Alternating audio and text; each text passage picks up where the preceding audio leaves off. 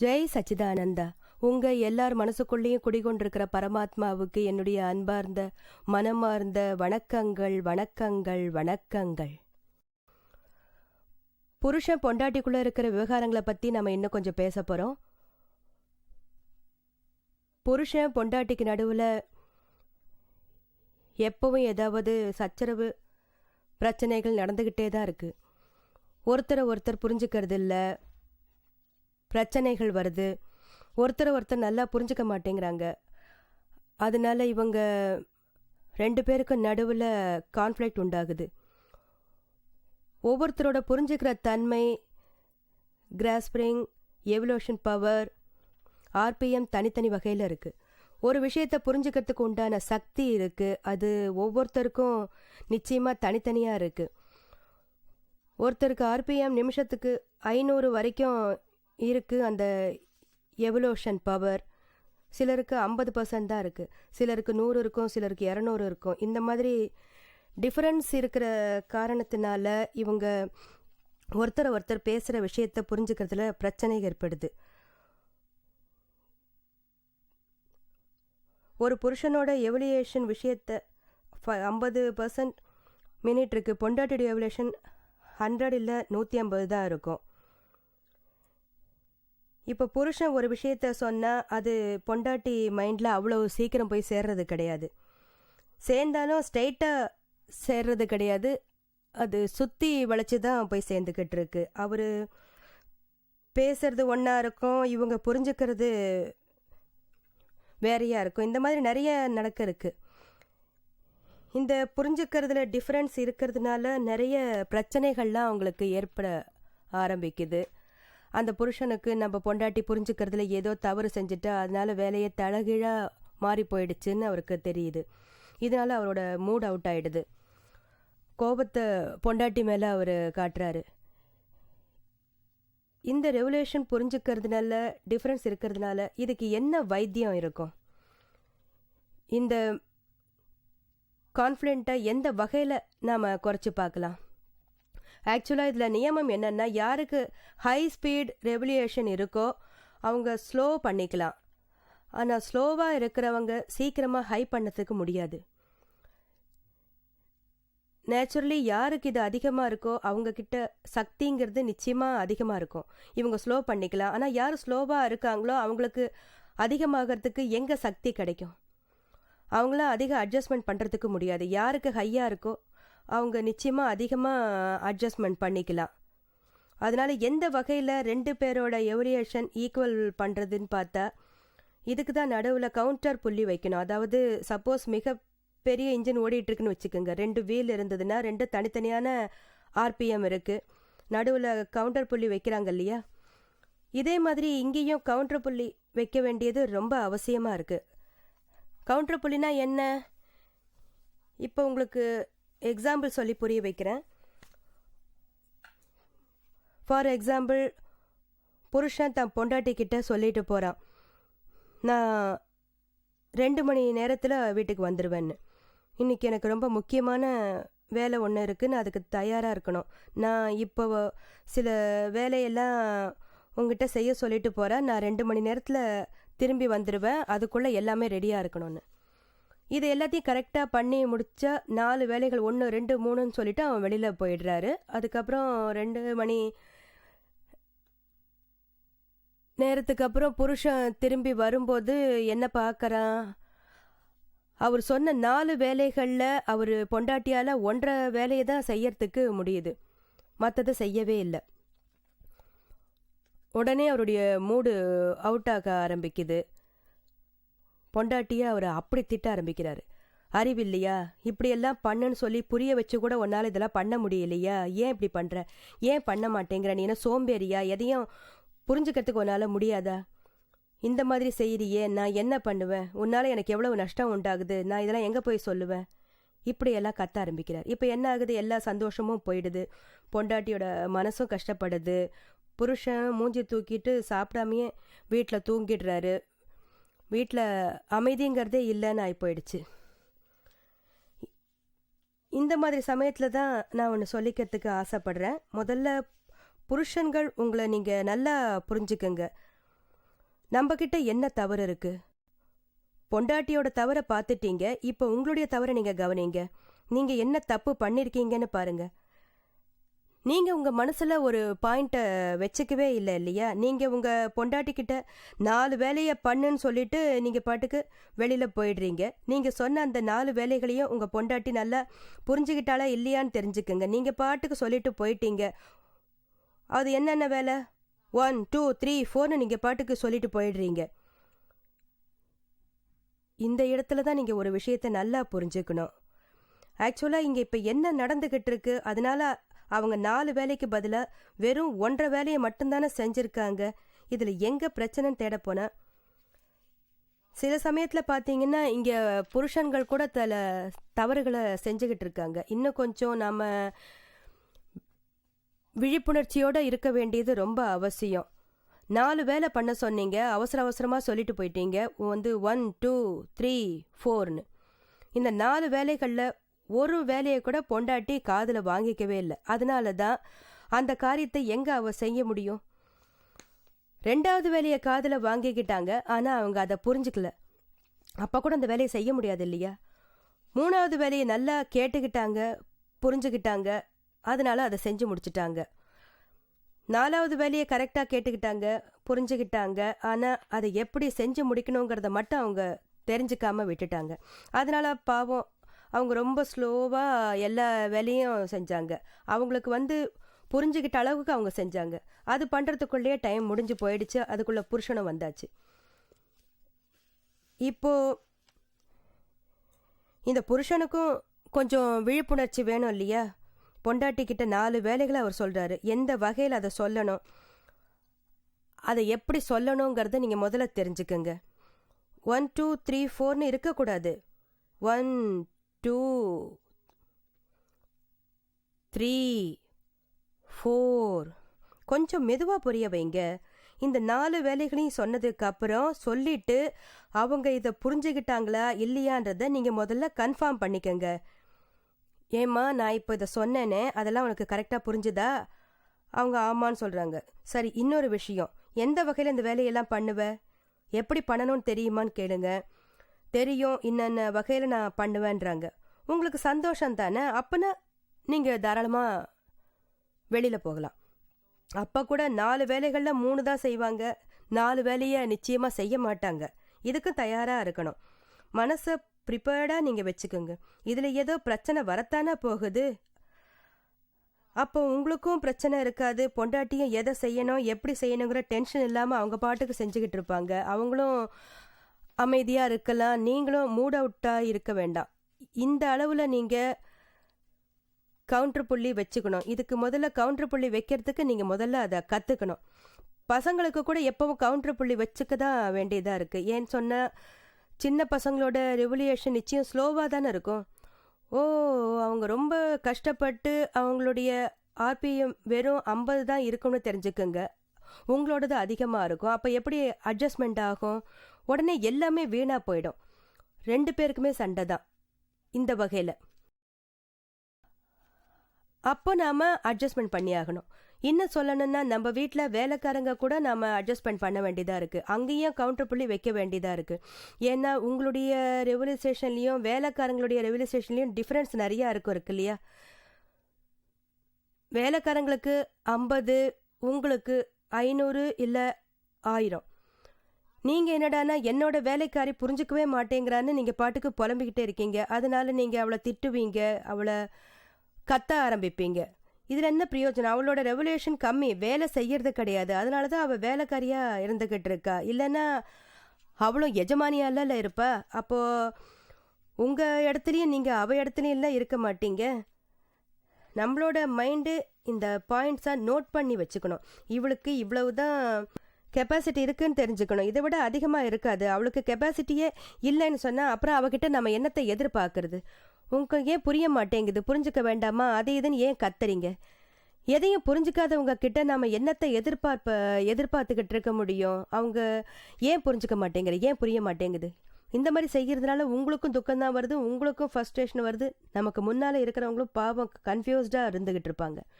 ஏன்னா அவங்க வேணும்னே தெரிஞ்சது செய்யலையே. பாவம் அவளுக்கு எதுவுமே புரியவே இல்லை. புருஷனும் பொண்டாட்டியும் ஒரே ஆர்பிஎம்மோட இருக்கிறது இல்லையே. புருஷன் ஃபாஸ்ட்டாக இருப்பான், பொண்டாட்டி ஒரேடியாக ஸ்லோவாக இருந்துக்கிட்டு இருப்பா. அப்போது நிச்சயமாக ப்ராப்ளம் உண்டாகுது. புருஷனுக்கு ஸ்லோவாக இருந்து பொண்டாட்டிக்கு அதிகமாக இருந்தால் கூட கஷ்டம்தான், சேமாக இருந்தாலும் அது கஷ்டம்தான். இங்கே நிச்சயமாக கவுண்டர் புள்ளி வச்சாகணும். எத்தனைக்கு எத்தனை கவுண்டர் புள்ளி வச்சுக்கிறீங்களோ அத்தனைக்கு எத்தனை உங்களுக்கு பலன்கிறது கிடைக்கும். நிச்சயமாக கவுண்டர் புள்ளி வைக்கலன்னு சொன்னால் இதில் இன்ஜினோட தவறு என்ன இருக்குது? எங்கே ரெகுலேஷன் கம்மியாக இருக்கோ இதில் என்ஜினோட தவறு என்ன இருக்குது? கம்மி ரெகுலேஷன் இருக்கிற இன்ஜின் உங்களோடது அதிக ரெகுலேஷன் இருக்கிற இன்ஜினில் டிஃப்ரென்ஸ் இருக்குது. பிறக்கும் போதே நம்ம இந்த வகை ரெகுலேஷனை கொண்டு வந்திருக்கோம். இதில் யாரை நம்ம தப்பு சொல்கிறதுக்கு முடியும் சொல்லுங்கள்? தாதா பகவானோட ரெகுலேஷன் அவ்வளவு ஃபாஸ்ட்டாக இருக்கும். காமன் ஆளுக்கு 500 இருந்ததுன்னு சொன்னால் அவருக்கு 25,000 இருந்தது. அவரோட மனைவி ரொம்ப இன்னசென்ட்டு, படிக்காதவங்க, ஸ்ட்ரெயிட் ஃபார்வேர்டாக இருக்கிறவங்க, ரொம்ப சின்ன கிராமத்துலேருந்து வந்தவங்க. அவங்களோட ரெவலேஷன் 50, இவரோட ரெவலேஷன் 25,000னா எவ்வளவு டிஃப்ரென்ஸ் இருக்குது. அப்படி இருந்தால் அவர் தன்னோட மனைவி கிட்ட வாழ்நாள் முழுக்க எந்த ஒரு மனபேதத்தோடு இருந்ததே கிடையாது. அவர் எந்த அளவுக்கு கவுண்டர் புள்ளி வச்சுக்கிட்டு இருப்பாருன்னு பாருங்க. ஒவ்வொரு நிமிஷத்துக்கும் ஒரு கவுண்டர் புள்ளி வைக்க வேண்டியதாக இருக்கும். எல்லாமே எப்போல்லாம் அவரோட பொண்டாட்டி விவகாரங்கள்னு வருதோ அப்போல்லாம் எத்தனை கவுண்டர் புள்ளி வைக்க வேண்டியிருக்குன்னு பாருங்க. ஸோ இதுவும் ஆர்ட்டு தான், அதுவும் ஒரு கலை தான் கவுண்டர் புள்ளி வைக்கிறது. நம்ம முன்னால் இருக்கிறவங்க கூட நம்ம எந்த வகையில் விவகாரம் செய்யணுங்கிறத வச்சு 2 பேரோட எண்ணங்களும் ஒன்றா இருக்கிறதுக்கு வைக்கணும். அது உடஞ்சிடக்கூடாது, ஃப்ரஸ்ட்ரேஷன் இருக்கக்கூடாது, அதோட அமைதி மெயின்டைன் பண்ணணும். இது நிச்சயமாக அவசியமானது. ரொம்ப நிறையா இந்த வகையில் நடந்துக்கிட்டு இருக்கு. நிறைய இடத்துல இந்த மனபேதம்ங்கிறது உண்டாகுது. தாதாஜி ரொம்ப அழகாக சொல்லியிருக்காரு, அவரோட வாழ்க்கையை வச்சே சொல்லியிருக்காரு. நான் என்னோட வாழ்க்கையில் யாரை பற்றியும் எந்த ஒரு ஒப்பீனியனும் வச்சது கிடையாது. எந்த ஒப்பீனியனும் இல்லைங்கிற போது மனபேதம் எங்கே உண்டாக போகுது? அதோட நம்ம முன்னால் இருக்கிறவங்கள பற்றி எந்த ஒரு அபிப்பிராயமும் நாம் வச்சுக்கிட்டது கிடையாது. எப்போ யார் முன்னால் வந்தாலும் ஃப்ரெஷ்ஷாக தான் பார்ப்பார். ஒரு முறை பார்த்துட்டா, அதுவும் அவரை எந்த விதத்தில் பார்த்தாரோ அதே கண்ணோட்டத்தோடு தான் எப்பவும் பார்த்துக்கிட்டு இருப்பார். ஒருத்தரை பற்றி எந்த ஒரு அபிப்பிராயமும் வச்சுக்கிறது கிடையாது. அப்படி இப்படின்னு சாதாரண மனுஷனாக இருந்தார்னா என்ன பண்ணுவான் சொல்லுங்க பார்க்கலாம். இப்போது ஒருத்தர் சூழ்நிலைக்கு தகுந்த மாதிரி மாறிட்டார்னா நாமளும் அந்த சூழ்நிலைக்கு தகுந்த மாதிரி நம்மளை மாற்றிக்கணும். ஒவ்வொரு இடத்துலையும் மாற்றிக்கிட்டே இருப்போம். இது நமக்கு நிச்சயமாக பழக்கமான ஒரு விஷயமா மாறி போயிடுது. ஆக்சுவலாக மனுஷன் அப்படி கிடையாது. அவனுடைய சூழ்நிலை அந்த மாதிரி இருந்துக்கிட்டு இருக்கு. ஏன்னா இந்த சூழ்நிலை தான் ஒரு மனுஷனை நிர்பந்தப்படுத்தி அவனை செய்ய வைக்குது. அதாவது நல்லதோ இல்லை கெட்டதோ, ஏதாவது கெட்டது நடந்துருச்சுன்னா நாம் அவங்கள பற்றி கெட்ட அபிப்பிராயத்தை உண்டாக்கிக்கிட்டு இருக்கோம். நல்லது நடந்தால் நல்ல வகையில் நினச்சிக்கிறோம். நல்லது செஞ்சதுக்கப்புறம் அவங்க ஏதாவது கெட்டது பண்ணிட்டாங்கன்னா 100 தடவைக்கு மேலே அவங்களோட நல்லதையே தான் நம்ம பேசிக்கிட்டு இருப்போம். ஆனால் ஒரு தடவை கூட அவங்க தவறு பண்ணிட்டாங்கன்னு சொன்னால் அந்த 100 தடவைக்கு மேலே அவங்க பண்ணின நல்லதை நம்ம இல்லைன்னு ஆக்கி விட்டுடுவோம். அதோட இந்த கெட்ட அபிப்பிராயத்தை நம்ம அவங்க மேலே எப்பவும் பேசுகிற மாதிரி ஆக்கி விட்டுடுவோம். இந்த வகையில் நடக்கக்கூடாது. இந்த மாதிரிலாம் செய்யவும் கூடாது.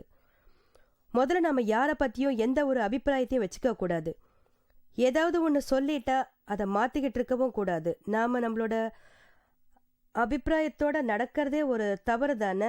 நம்ம முன்னால் இருக்கிறவங்களோட மனசுலையும் என்ன இருக்குது, அவங்க அபிப்பிராயம் என்னங்கிறத நம்ம முதல்ல தெரிஞ்சுக்கணும் இல்லையா? ஒருவேளை அவங்க அபிப்பிராயமும் உங்களோடதும் ஒன்றா கூட இல்லாமல் இருக்கலாம். சப்போஸ் உங்களோட வேலையை அவங்களால செய்ய முடியலன்னு சொன்னால் உடனே அவங்கள எதுவும் சொல்லிடக்கூடாது. நீங்கள் அவங்கக்கிட்ட பாசமாக கேட்டிங்களா, உங்கள் ப்ராப்ளம் என்ன, ஏன் இந்த மாதிரி ஆச்சுன்னு அன்பாக கேட்டிங்களா? 4 வேலையும் ஏன் உன்னால் பண்ண முடியல, ஏன் பாதி வேலை தான் நீ பண்ணியிருக்க, நீங்கள் மட்டும் அவங்கக்கிட்ட அன்பாக பாசமாக கேட்டிங்கன்னா அவங்களுக்கு உண்மையிலேயே என்ன ப்ராப்ளம்னு அந்த மனசார உங்ககிட்ட சொல்லுவாங்க இல்லையா? அதுக்கு பதிலாக நீங்கள் அவங்கள கத்தி திட்டி இன்சல்ட் பண்ண தொடங்கினீங்கன்னா பாவம் அவங்களால பேசவும் முடியாது, உள்ளுக்குள்ளேயே வச்சு கஷ்டப்பட வேண்டியது தான். எதுவுமே சொல்ல மாட்டாங்க. அதோட ப்ராப்ளமும் உங்களுக்கு நிச்சயமாக சால்வ் ஆகாது. எல்லா காரியமும் இந்த வகையில் தான் இருக்கும். பெண்டிங் தான். அடுத்த முறை அவங்கள ஏதாவது காரியம் பண்ண சொன்னால் இதே தான் உங்களுக்கு ரிப்பீட் ஆகிக்கிட்டே இருந்துக்கிட்டு இருக்கும். அவங்கக்கிட்ட பாசமாக நீங்கள் பேசுங்க. அவங்க முன்னாடி இருக்கிறவங்கக்கிட்டையும் கேளுங்க. அவங்க அபிப்பிராயத்தையும் தெரிஞ்சுக்கங்க.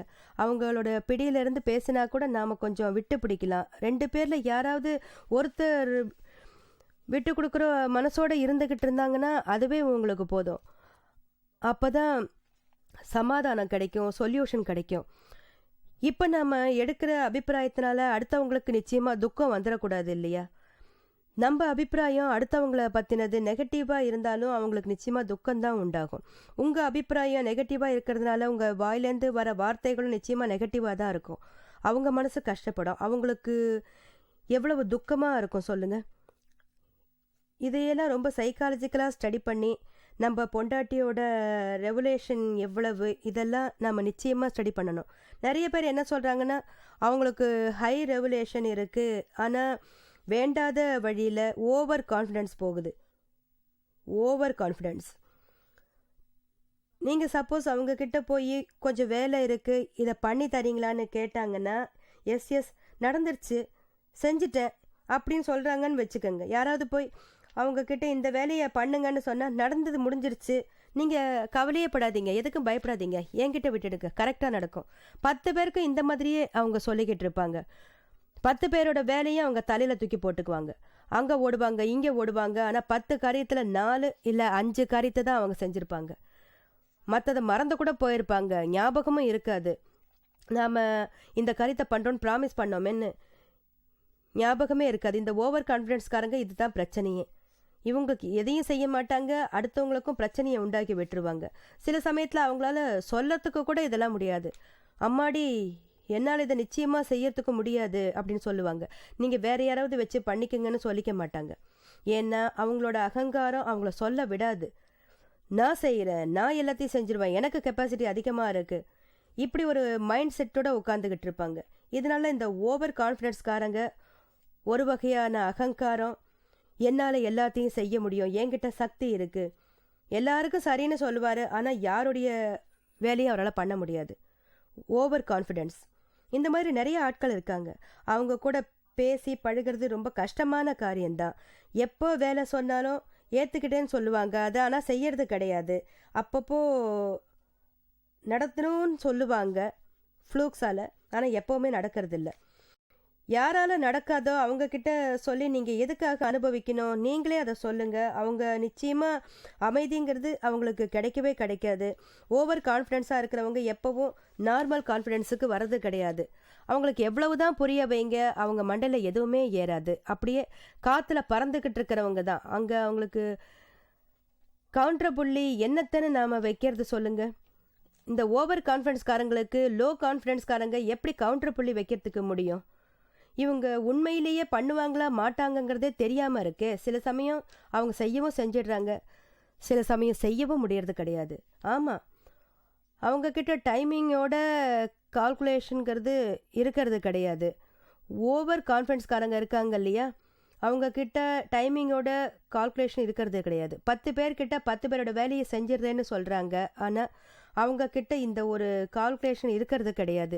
இப்போ என்கிட்ட இருக்கிற டைம் 12 மணி நேரம் இல்லை 14 மணி நேரம், என்கிட்ட இவ்வளவு தான் டைம் இருக்குன்னு, இந்த டைம் 10 வேலைகளையும் செய்ய முடியுமா முடியாதான்னு தெரியல. அவங்களுக்கு கால்குலேஷனில் தெரியறது கிடையாது, அவங்க கணக்கில் இது வர்றதே கிடையாது. அதனால அவங்க ஃபெயில் ஆயிடுறாங்க.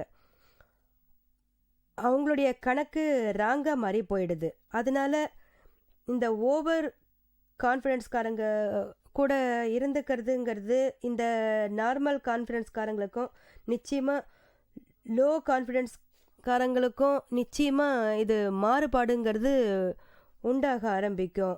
ஓ, இவங்க நிச்சயமாக ஒரு விஷயத்தை நல்லா புரிஞ்சுக்கணும், கவுண்டர் புள்ளி எந்த விதத்தில் வச்சுக்கணும், அவங்க கூட கவுண்டர் புள்ளி இந்த வகையில் நம்ம வச்சுக்கணும். அதாவது ஜட்ஜ்மெண்ட் சரியாக பண்ண வேண்டியதாக இருக்குது. அதாவது இவங்களோட ஓவர் கான்ஃபிடென்ஸ் எத்தனை % ஓவராக இருக்குது, அதை நீங்கள் முதல்ல தெரிஞ்சுக்கணும்.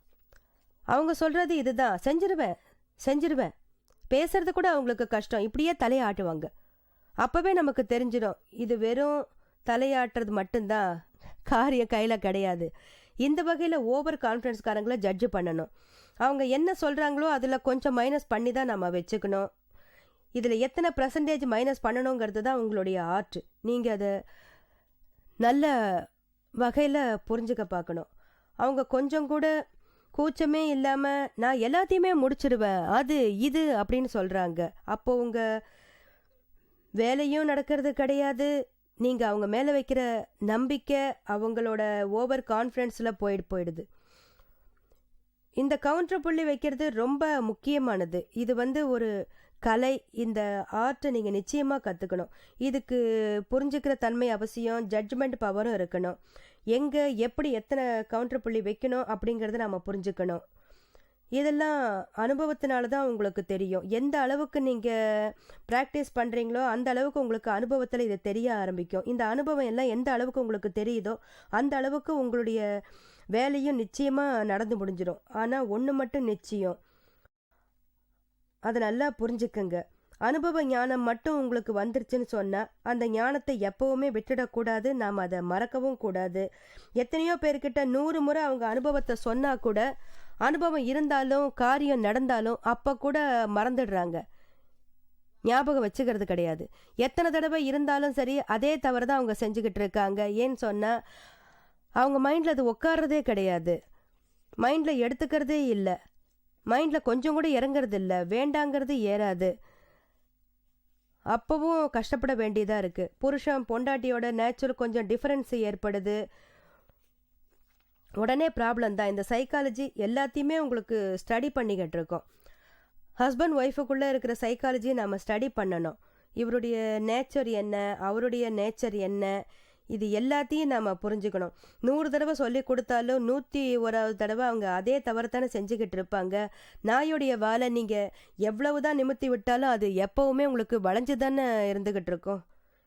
அப்போது அது நிச்சயமாக நிமிராது இல்லையா? இது பொண்டாட்டி இல்லை, நாய் வால் மாதிரி சும்மா இருக்க வேண்டியது தான்.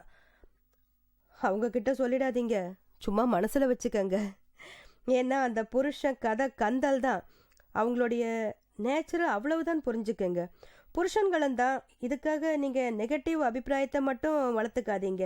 நேச்சரோட அபிப்பிராயம்தான். இவங்க நேச்சர் இந்த வகையில் இந்த இயற்கையும் பிராணனையும் ஒன்றுன்னு சொல்லுவாங்க. இதை மட்டும் நீங்கள் நல்லா புரிஞ்சுக்கிட்டு நல்லா அனலைஸ் பண்ணிட்டு வந்தீங்கன்னா எந்தவித நேச்சர் இருந்தாலும் அது உங்களுக்கு ரொம்ப லேசான மாதிரி தான் தெரிய ஆரம்பிக்கும். அதோட உங்களுக்கு பிரபாவம் நிச்சயம் கம்மியாக தான் இருந்துக்கிட்டு இருக்கோம். இதை புரிஞ்சுக்கிறது தான் முக்கியம். அடுத்தவங்களுடைய நேச்சரை நீங்கள் புரிஞ்சுக்கங்க. இது எப்போவுமே ரொம்ப நல்லது. இதை புரிஞ்சுக்கிட்டதுக்கப்புறம் இந்த நேச்சர்கிட்ட எப்படி போகிறதுங்கிறது அதுக்குண்டான சொல்யூஷனை தேடுங்க. யார் கூட வாழ்நாள் முழுக்க நீங்கள் கழிக்கணுமோ வாழணுமோ அங்கே நாம தான் புரிஞ்சுக்கிட்டு ஒரு சொல்யூஷனை கொண்டு வரத்துக்கு முடியும். இல்லைன்னா என்ன ஆகும்? நம்ம இந்திய நாட்டில் நினச்ச போதெல்லாம் இந்த டிவோர்ஸ் பண்ணிட முடியாது இல்லையா? நல்ல ஒரு சந்தோஷத்தோடு அவங்க வாழலைன்னு சொன்னால் தினம் ஒருத்தருக்கு ஒருத்தர் தவறை சுட்டி காட்டிகிட்டே இருக்கணும், ஒருத்தரை ஒருத்தர் திட்டிக்கிட்டே வாழறதுல என்ன சந்தோஷம் இருக்க போகுது சொல்லுங்க பார்க்கலாம். அதனால நல்ல வகையில் புரிஞ்சுக்கங்க. புரிஞ்சுக்கிட்டு அட்ஜஸ்ட்மெண்ட் கூட நீங்கள் இருங்க. இது நிச்சயமாக அவசியம். யார் கூடவும் போட்டியும் வேண்டாம், யார் கூட போட்டி போட வேண்டிய அவசியமும் கிடையாது. விவகாரங்கள்னா அதில் நாம் நிச்சயமாக அட்ஜஸ்ட்மெண்ட்டோடு இருக்கணும். இது இருந்தால் தான் ஞானம்ங்கிறது இருக்கிறதா அர்த்தம். உயர்ந்த விவகாரம் ஞானங்கிறது நிச்சயமாக இதுதான். உங்களால் அடுத்தவங்களுக்கு கொஞ்சம் கூட துக்கங்கிறது இருக்கக்கூடாது. அந்த அளவுக்கு உங்கள் விவகாரங்கள் இருந்துக்கட்டும். முதல்ல வீட்டிலேருந்து நீங்கள் இதை ஆரம்பிங்க. Charity begins from home.